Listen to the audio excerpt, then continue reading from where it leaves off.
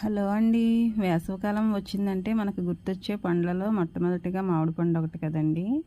ఈ పళ్ళైతే మాకు మా చెట్టు నుంచి అయితే మేము కోసుకున్నామండి. వీటిని పూర్తిగా మొగ్గకుండానే కొంచెం పండు రంగు వచ్చేటప్పటికి కోసుకొని ఇలా గడ్డిలో అయితే వేసుకుని అయితే మేము పండబెట్టుకుంటామండి. ఇవి గడ్డిలో వేయడం వల్ల పూర్తిగా అన్నీ ఒకేసారి ముగ్గిపోతాయండి.